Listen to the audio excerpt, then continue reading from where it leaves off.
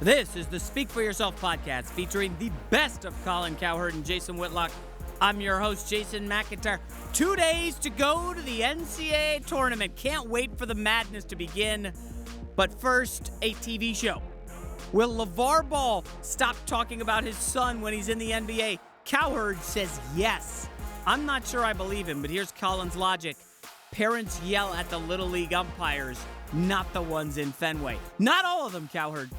Whitlock believes the Warriors have turned people off, and they are not fitting the villain of the NBA. Turn people off? I mean, people are still showing up to watch their shoot-arounds in Minnesota.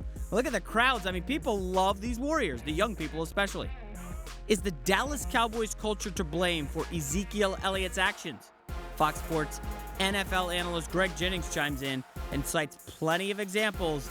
Des Bryant, Leon Lett, Michael Irvin. Uh-oh, Dallas. I got to step in and defend the NCAA tournament today. Whitlock trying to act like the NCAA tournament's lost its luster. Meanwhile, he's headed to Vegas this weekend. Hey, put some shekels on Virginia Tech, baby. Fox NBA analyst Chris Broussard talks about how you can't point the fingers at the NBA players for getting political when it comes all the way from the top and Commissioner Adam Silver. Ready for Speak For Yourself? Cowherd and Whitlock, take it away. Welcome to the show. Colin thinks the Cowboys' culture has a lot to do with Ezekiel Elliott's latest incident. And Jason thinks the NCAA tournament has lost its luster, and I don't. Speak For Yourself starts now. That's because you're a gambler. I don't gamble, so the college tournament means nothing. Really? That's interesting. I don't gamble. All right, hello and welcome. We're joined today by Fox NBA analyst Chris Broussard and Super Bowl champion Eric Davis. Let's start with the Golden State Warriors, who have been struggling of late, losing 5 of their last 7 from Kevin Durant signing to Draymond Green's whining to Andre Iguodala's recent racially charged comments. The Warriors have gone from the NBA's sweethearts to villains in just one season. But Steve Kerr says he likes the adversity, saying, quote, "I think this is going to be good for us." Colin, can the Warriors handle being the NBA's villain? Well, I think adversity is good. I don't think they're villains. I mean, even in Hollywood, the same 7 dudes always play the villain. Sheldon from The Big Bang Theory is not a villain. This team, half this team wears skinny jeans.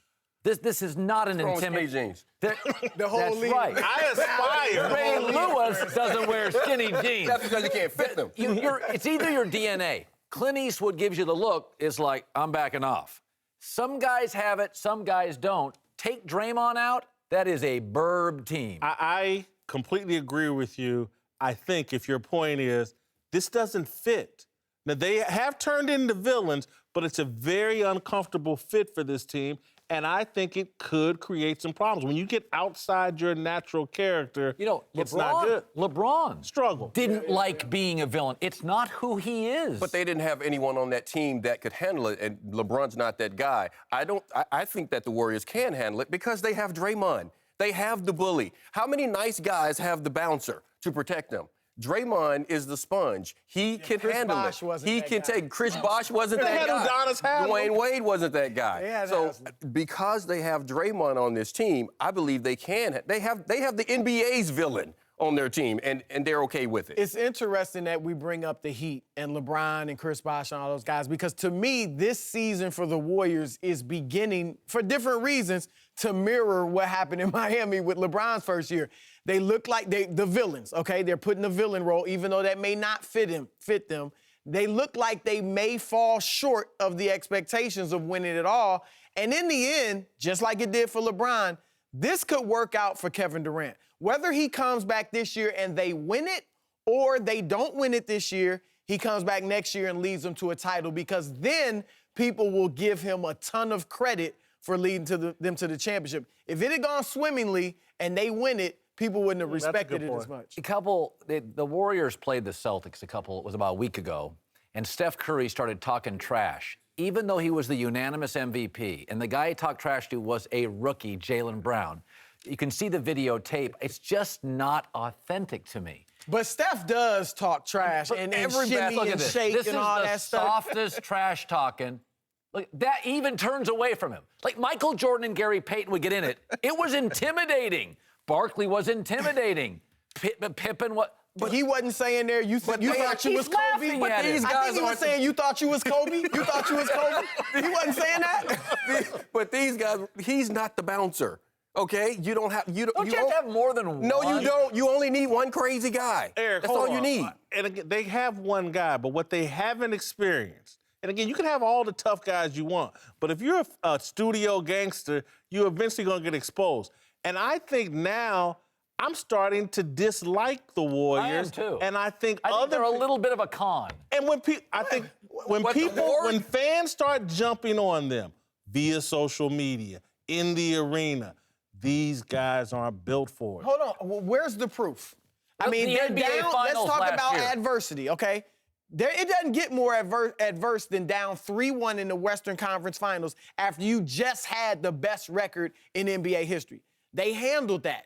And I also think we've gone overboard. LeBron started beating them over the top of the head. Did they handle that? He's arguably the second best player ever, in my opinion. He just took over. And then he had another great player with him in Kyrie. And I think, look, we killed Steph way too much for his first finals championship. He averaged 26 points and 6 assists that series. That's 3 more points than he averaged in the regular season that year. So we act like he didn't show up. He should have been the MVP. That's right, I said it.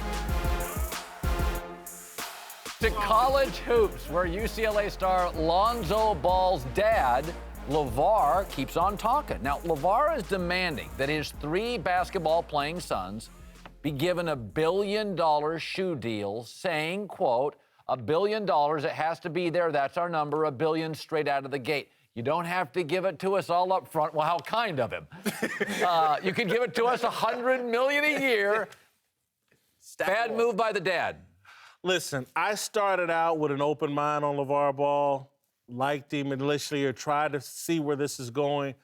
I'm now calling him Lavar Trump. He's just trolling the news cycle every day. Trump was victorious, though. For the moment. It's early. It's a long journey. Lavar Ball, it was the other day he could beat Michael Jordan one-on-one. Now he wants $1 billion. This guy is living vicariously through his kids because they're having the career he wished he had had. And instead of getting out of the way and letting the spotlight shine on them, he's putting it on himself. And I think he's putting his kids in a bad spot. I'll tell you what, there's 2 things, though. It's very Kardashian. And it took the media about a decade to figure out. The media woke up one day, read an LA Times article, and it said they're making $200 million a year on just confidence. And I got to tell you something. There's studies that confidence works. There's going to be a GM that's going to bite into this. Basketball is a hype sport. It's hype in high school. It's hype in AAU. It's a hype sport. We're a nation of blowhards is what you're basically saying. What I'm basically saying is, in the basketball culture we live today, Lavar Ball is saying, this kid's the real deal. For the record, I think he is really good. And not to go too much into the numbers, but $1 billion seems amazing. The Clippers just sold for $2 billion. Yeah. Within 10 years, the Lakers could sell for $10 billion. Okay, the $1 billion is a lot, but is he worth $50 million a year if he revolutionizes the Lakers? Am I crazy? He's not. That's a big if. Go ahead. No, go ahead. You brought up the confidence piece, and I said to Lavar when I had him on my podcast, take out the politics. He's kind of like a young Cassius Clay. You know, Lavar. He ain't getting in the ring. I know, but I'm saying when Cassius Clay, Muhammad Ali first came out and he was making all these grandiose claims, even black people didn't like him. They thought he was crazy, right? He backed it up, and that's the gist of it. Lonzo and these kids have got to back it up. The thing about the Michael Jordan comment, I was really big, and I like Lavar. You know, I got to know him a little bit. I like him. I saw that all these statements come from a place of positive affirmation. Creating for your kids this I can do anything mentality, which can be good. But then he makes the statement about Michael Jordan, like he could have beat him one. That was ridiculous. That makes me think you're a little bit off your rocker. Like beyond just positive reinforcement. Saying something like that doesn't matter because it's never going to happen. So that's the part of it you got to get beyond. And what everyone's missing in this is that he is Flavor Flav. He's the hype man. That's what he's doing. He's his kid's publicist. You're going into, first of all, college basketball is the worst sport out there because all the good players are one and done or they go straight from high school. It's the worst sport out there. He has everyone talking about it, like you said, all the time. It's in that news cycle. And why not throw the billion out there? Harding just got $200 million. I want my dad to be Flavor Flav. I want him to be Chuck. His dad. I want him to be what Chuck he is D. doing. No. What he is trying to say, his kids are going to be Chuck D. Yeah, I know. He's putting them out there because you talk about a GM is going to bite on it. No, a shoe company is going to bite on it. Let me defend. You think a shoe company's going to bite on this? A shoe company. $1 billion? Not a billion. Not a billion. half- But what he's doing right now, he is hyping up his kids. Right around perfect timing. The tournament's about to start. If he does anything. You guys, he's a disruptor. He wouldn't go into AAU. He goes, I'm going to make my sons AU. So now he's a disruptor again. I'm not going to let you buy. You're going to buy my sons. What he simply is in a business model is Uber. Now, we all laugh at Uber. Uber's in trouble. No, I use Uber every night, including tonight. It's fine. You do too. Uber's in trouble. Okay, they said Amazon was in trouble and Apple was in trouble. Disruptors live in a bubble of trouble because they have the big dogs coming after him. He's going after Nike here. He's going after AAU here. He's going after the big. And guess what? It is a lot of turbulence. I'm okay with it. Listen, he's creating much of the turbulence. With his mouth. Again, I like what you're going there in terms of him being a disruptor, and I get that. But he needs to discipline his mouth. Again, I think this could backfire on the first son into the NBA. He's going to come in, and players are going to be coming at his head because of his father. You can't come at someone's head in basketball. Well, but there'll be a target on his back, but there already would have been a target. I mean, you're playing for money, you're playing for positions. Oh, so Steph's going to call him out like that. Yeah, you thought you was it's talking basketball. Right? Similar to Muhammad Ali, Cassius Clay. It's all about do the Suns deliver. If they deliver, if Lonzo Ball, if he was playing Jordan, I would. If Lonzo Ball is great, if he's great, then this guy is going to look like a genius because he's going to set it off. Now, if they struggle, he's going to look like a fool. What's the difference if they had struggled in the first place and he hadn't said any things? They would have disappeared. Yeah. So now that's what I'm saying. He's hyping. When he gets this team to the Final Four, it's not going to be so funny and outrageous. Well, if that happens, let me say this though: if you were Lonzo Ball and his teammates, and your dad's in the news cycle constantly, how do you think this works with his teammates, and how will it work with his teammates in the NBA? How do we know it's going to continue in the NBA? How do we not know he's simply doing it as an entry point into this competitive shoe apparel world, and then once he gets the cash, Dad pulls back? Those Little League parents don't scream once they go to Fenway. Once you lose your scream at the umpires in Little League. You don't backtrack from there. I don't get that one. All right, welcome back. Eric Davis is back. We're joined now by Fox NFL analyst, Super Bowl winner Greg Jennings. Let's move to Dallas, where a video released yesterday by TMZ Sports shows Cowboy star Ezekiel Elliot pulling down a woman's shirt at a St. Patrick's Day party. Another video surfaced later shows the woman slapping Elliot's hand away as he attempts to pull down her shirt. Zeke's boss, Jerry Jones, is no stranger to questionable behavior, and that seems to have trickled down through his team through the years.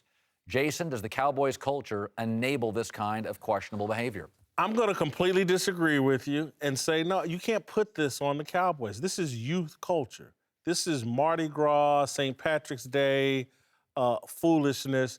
And again, I'm not defending what Ezekiel Elliott did, but let's put it all in context. And I can remember being young and dumb, and I can remember being middle-aged and dumb.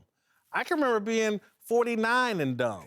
And so, again, I would rather go to the woman and hear how upset she is than the rest of us to be outraged for Ezekiel Elliott. And I'm not going to put this on the Cowboys.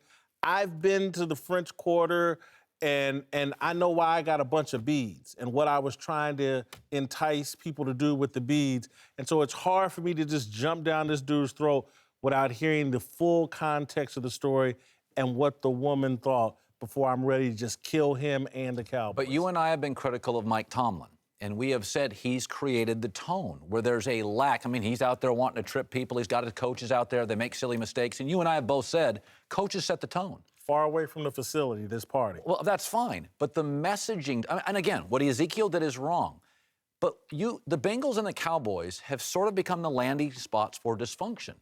And what team in the NFL in the playoffs a year and a half ago was out of control? Is that a boss, like I'm a parent. My kids know what they can get away with, and they know what they can't get away with. And the messaging matters. Now, again, the culpability is to the individual. But there are things. Gronk wouldn't do that, and he plays for the Patriots. And by the way, I've ripped Gronk before. No. But did the Patriots organization, is that why Gronk is No, praised? and Aaron Hernandez ended up being a murderer, and they didn't sell that. I'm not saying it's ideal. I'm not saying players don't do their own thing, but I'm saying the Cowboys culture, the party bus, the White House, they've written books, the Randy Gregory, the Greg Hardy. At some point, what's the messaging to this organization, to 22-year-old men? The message is this is not the Cowboys culture. This is American culture. This is what happened. Okay, this is a genre of entertainment. Entertainers in this country can get away with a lot of different things. If you're supremely talented, the bosses will allow you to do things because people will allow you to do things. Justin Timberlake pulled down Janet Jackson's top.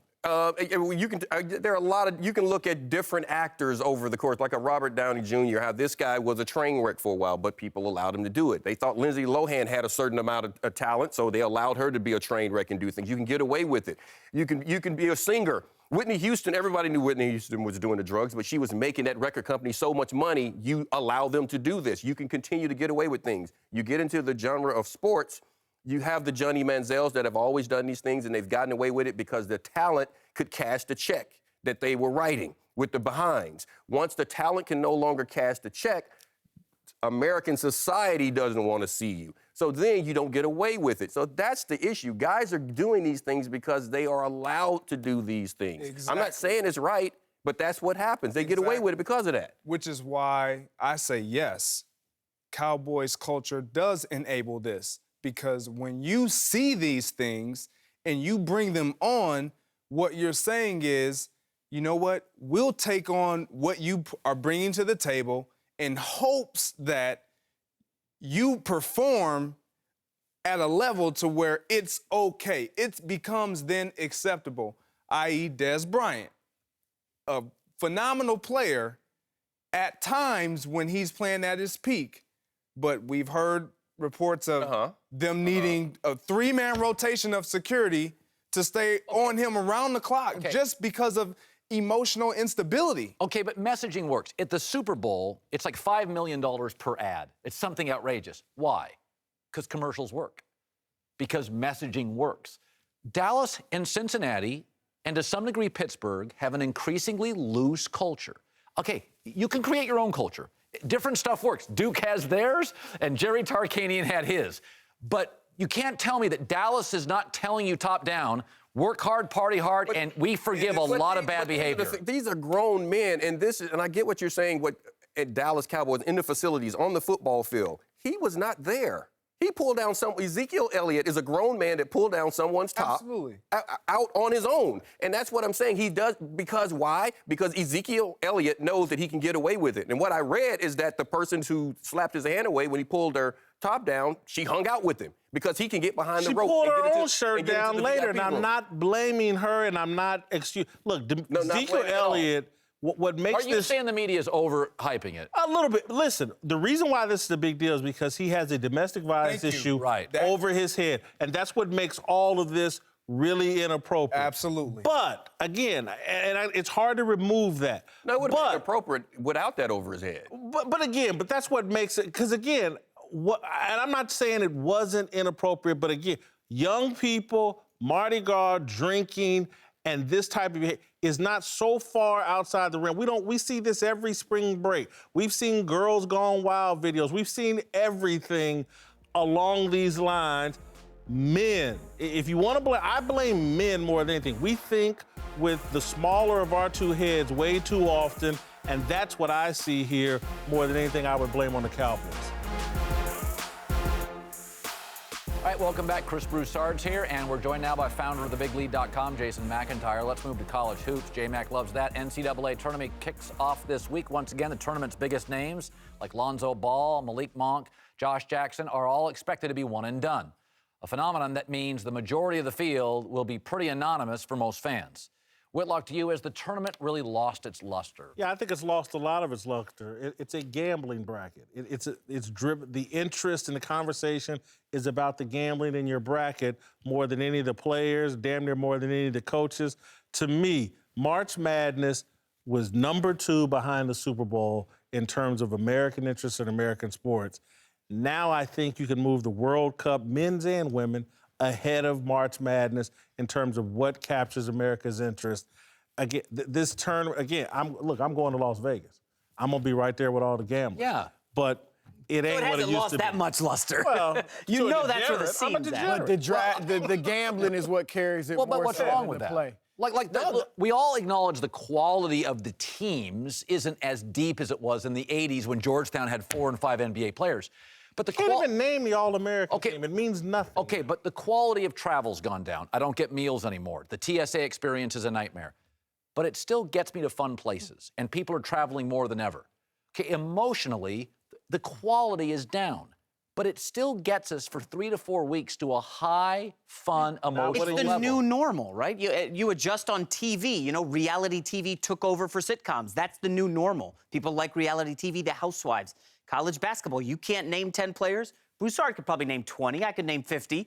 But that's the new normal. You still like the games. For 10 days in March, it owns the country. Yes. $10 billion The gambling wagered. numbers keep going up. Brackets. They keep going You're up. going to watch every game. As much as you say the luster's off, you're going to watch and gamble yeah. on every I'll game. have money on every game. Yeah. It is still exciting. And I don't know most of the players either. You know, since I've been covering the NBA, it's hard to follow college as much.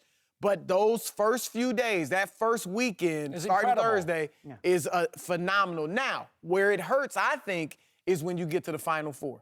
If you don't have these, when you get to the Final Four, you want to see guys that are going to play at the next level. Yes, yes. And if you don't have any of them, like if we don't have Lonzo Ball or Josh Jackson or the Kentucky guys in the Final Four, that's where it gets problematic. I like the upsets early, but when it comes to the Final Four, I want big names and big teams. I think J-Mac's point here is pretty interesting. It is the new normal.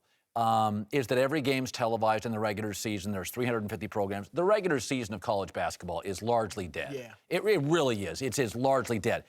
But it is for 3 weeks fantastic. And that's great. And that, but you know what? How many things knock the NFL off the front page? The NBA playoffs, this for 3 weeks, and opening day in baseball doesn't even do it I don't know anymore. if it does it for 3 weeks. And I think eventually we're a couple years away from the college football playoff will be more popular than the And the NCAA NBA tournament. playoffs, we're seeing the ratings tanking, as you've been talking about. The new normal for the NBA is the regular season's not going to matter, guys. On the horizon. But that's, again, regular seasons for basketball, college and pro are down. Again, I'm just saying, the March Madness used to be a holiday. Now It's still huge. It's a barbecue. You gotta Listen, admit, you're the guy in this set that doesn't like it, and you're going to Vegas to gamble on it. So the point is, so for a guy There's that... other things in Vegas. Okay, but the point being is you gamble because you want an emotional high. So you still No, I have want the money. Well, okay, but there is a visceral thing going on here between you and this tournament, and you're a naysayer of it, and you're still going to be emotionally connected for the next 7 days. I can't wait for Or it. he'll be in the champagne room. One of the two. And a little liquored up. All right, welcome back. Chris Broussard and Greg Jennings are back with us. Let's move to Golden State, where Andre Iguodala tried to backtrack from his recent use of the N-word in reference to slavery in a post-game interview, saying it was, quote, probably the wrong time to express myself. But Iguodala only drew a slap on the wrist from Adam Silver, which shouldn't be a surprise. From LeBron campaigning for Hillary Clinton to Steph Curry calling President Trump an ass, Silver has been very permissive about players taking on social and political issues. Colin, has the NBA become too political? Well, it's become more political. Whether it's too political, we could argue. I would say this. Show me the study. I've been doing this 30 years, where people want their sports and politics together. Like, I love tuna fish. I have a sandwich every day, and I love ice cream. I don't like tuna fish ice cream. I can love politics. He likes any kind of ice cream. Don't worry, go on. I like politics. I'm engaged, and I like sports. Show me the study where fans and consumers are demanding they're together. This is great for the NBA to occasionally be out there, but when I think the NBA ratings are down 15%. They're down 28% in Ohio. So show me where everybody loves. Our former employer is down 15% across the board. The audience is telling you, we like politics, but we turn to Fox News for it. And we like sports, and we turn to you for it. Show me where the consumer is demanding we mix sports and politics. I'd like to see this study where it's effective. I'm going to make this small point that I think there's some truth in what you're saying. I think traditional sports fans and most sports fans don't want hyper-left politics in their sports. I think there's consistency and synergy between conservative values, which are taught in sports, and so much of it has been left that I think it's bad business. And I listen to players all the time. They're not good businessmen. Please your customer base. That's what any business person does. And so even take a dope dealer who we've somehow put on a pedestal. They please and sell out to their customers. I'm looking at basketball players try to do too many different things within the platform of sports when they need to take to appease the media and Twitter. That's not the fan base. Well, move it outside I think there. Historically, because of the racial situation in this country, we all know what that's been. African Americans, I would say, have liked a mix. Like, we've wanted our athletes to speak out. You know, Muhammad Ali, people criticize Michael Jordan because he wouldn't speak out when he played. Absolutely. So I think there's an element of that, but you can go too far. And look, I'm like the average fan. When the athletes or a league speaks out and I like it, like I like what you're saying, then yeah, that's right, LeBron, go ahead. But if I disagree, then I'm a bit bothered. Like, man, why they, and if most Americans feel like that, which I'm sure is the case, then that's the risk you run when you get political, is that you may really turn off a lot of people. Yeah, I say no, and the reason why I say no is because players understand and they realize that politics both have a direct and indirect impact on them, as well as everyone else who's a viewer, the average fan.